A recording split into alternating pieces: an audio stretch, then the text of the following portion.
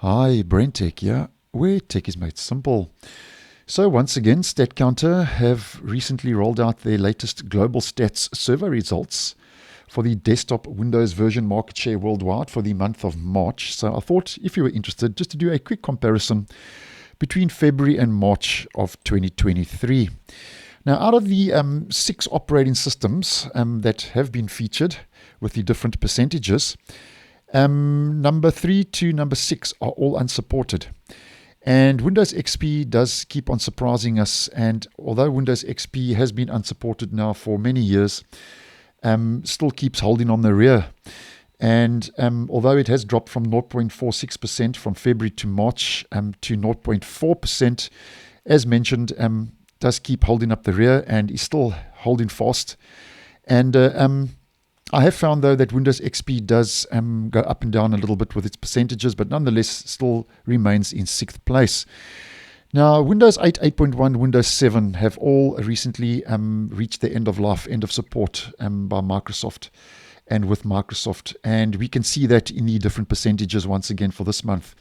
Windows 8, that's the original release, has dropped from 0.52 to 0.51 and is very close to almost been overtaken by Windows XP as far as I'm concerned. We might find in the next month or two that Windows XP will actually overtake Windows 8 into 5th place. Windows 8.1 has dropped from February 1.15% to March 0.84%. And once again, Windows 7 has nosedived again from February to March.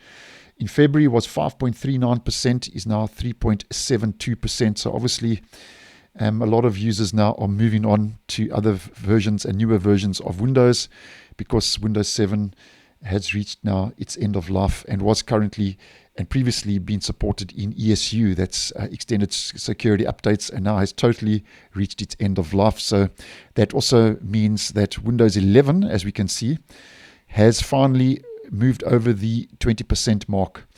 And this is the first time Windows 11 has moved over that and has almost now reached 21%. And that, I think, has a lot to do with, as mentioned, Windows 7, 8.1, Windows 8 all reaching end of life over the last couple of months.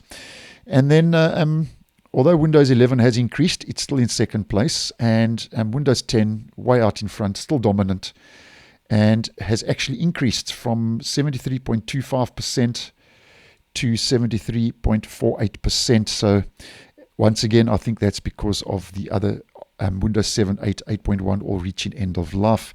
Now, if we head over to the charts, this will just give us a wider kind of perspective.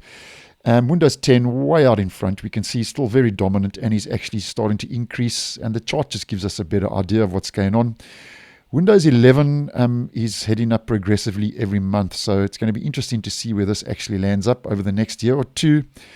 Windows 7 in the light orange nosedived, so very soon could be kind of disappearing into the background when it comes to the survey results by Statcounter.